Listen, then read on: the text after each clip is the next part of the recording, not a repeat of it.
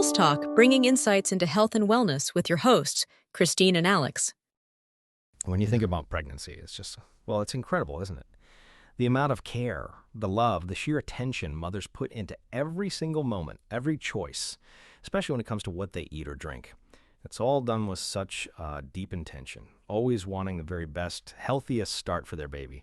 But here's something that must cross so many minds. Shouldn't, really know for sure if what you're consuming is actually helping your baby in the best possible way for your body. Okay, let's unpack this a bit. Today we're doing a deep dive into folate and pregnancy. Now, I know what some of you might be thinking, folate, heard it all before. But our mission today is to go deeper. Why is this vitamin so critical? And maybe more surprisingly, how can your own unique biology change how effectively your body uses it? It makes getting informed feel, well, a lot more personal. Exactly. It's moving past the sort of standard advice you hear everywhere. We're going to look under the hood, so to speak. We'll explore how your body actually handles one of the most vital nutrients for creating new life. And the insights might be more nuanced than you expect. It really speaks to how complex we are biologically. Okay, so let's start with the basics, but maybe with a bit more depth. Folate, vitamin B9. Why is it such a non-negotiable? What's it actually doing in there? Right. Folate is absolutely fundamental, foundational, really. It's essential for DNA synthesis, the actual blueprint for cells, and for the incredibly rapid cell division that happens, especially in early pregnancy. But its most famous role, the one everyone talks about, is in neural tube development. Neural tube development. Okay, talk us through the timing on that. Why is it so critical to be thinking about folate even before you might know you're pregnant? That's a hugely important point. The timing is incredibly specific. Folate's biggest job in forming the neural tube happens really early on, often within the first 28 days after conception. That's a time when, let's be honest, many women might not even realize they're pregnant yet. A lack of folate right then, well, that's when you risk serious issues like spina bifida, where the spinal cord doesn't close properly, or anencephaly, a severe brain issue. So having enough folate is literally about building the brain and spinal cord correctly from the absolute start, laying the right foundation. Wow, so preparation starts before you even know you need to prepare. That makes a folate versus folic acid distinction really interesting. Lots of us probably use those terms interchangeably, right? But what's the key difference in how our bodies handle them? Yes, this is a critical piece of the puzzle, and it often gets missed. Folate is the natural B9 you find in foods. Think leafy greens, spinach, kale, asparagus, broccoli, lentils, beans, even citrus fruits.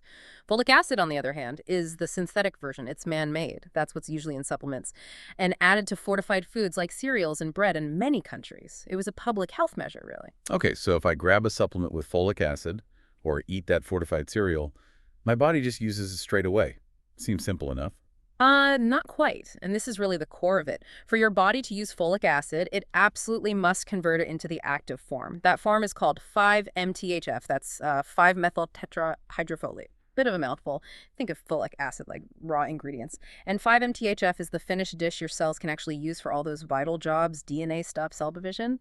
If that conversion doesn't happen efficiently, the folic acid just can't do its job properly. It's like having flour but no way to make bread. Ah, okay. So it's not just about getting it in you. It's about how your body processes it. Yeah. Which leads us right to genetics, doesn't it? Because not everyone processes it the same way. Exactly. This is where it gets really fascinating. Our individual genetic code plays a big role here. There's a particular gene, MTHFR, stands for methylene hydrofolate reductase. This MTHFR gene gives instructions for making an enzyme, and that enzyme is the key worker in the conversion factory, turning folic acid into the usable 5-MTHF. Now, small changes or variations in this MTHFR gene can actually affect how well that enzyme works, how efficiently it does the conversion. So if someone has one of these common MTHFR variations, what does that actually mean day to day, especially when we're talking about prenatal health? Right. Imagine that MTHFR enzyme is a machine in your body's factory. For some people with certain gene variations, that machine might just run a bit slower, maybe at 60% or 70% speed, maybe even less compared to someone else.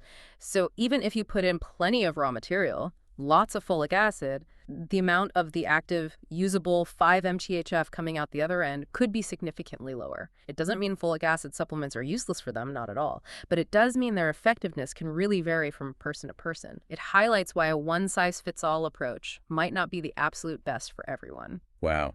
Okay, that really changes things. It takes it from just following general advice to something much more precise and personal. It kind of shatters that idea of prenatal nutrition being just a checklist. Ah. Taking enough might not be the whole story if your body struggles to use it effectively. You could have two women, same supplement, but potentially different results inside their bodies because of their genetics. Yeah. That personalization is key. That's exactly it. This genetic knowledge ties directly into personalized nutrition during pregnancy. For some women, especially those with known MTHFR variants that reduce enzyme function, standard folic acid might not be enough to get their active folate levels where they need to be. They might actually benefit from higher amounts, or perhaps taking a different form altogether, like methylated folate or L-methylfolate. That form bypasses the tricky conversion step.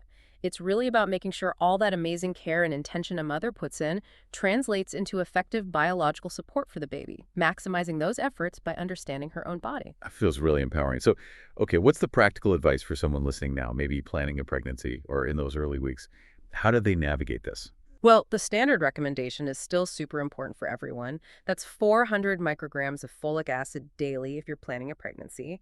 Ideally, start at least a month before trying to conceive to build up levels. And of course, eating foods rich in natural folate is always a good strategy. Spinach, asparagus, broccoli, avocado, lentils, beans, load up on those. The body generally uses folate from food very well. Good reminder about whole foods. But what if someone is worried about their efficiency, or maybe they already know they have an MTHFR variant? What then? That's a great question. If you know you have a variant or you have concerns, the best step is to talk to your healthcare provider. Seriously, have that conversation. They can discuss options like using methylated folate instead of, or alongside, folic acid. A doctor or a dietitian who understands nutrigenomics can help figure out the right form and dose for you.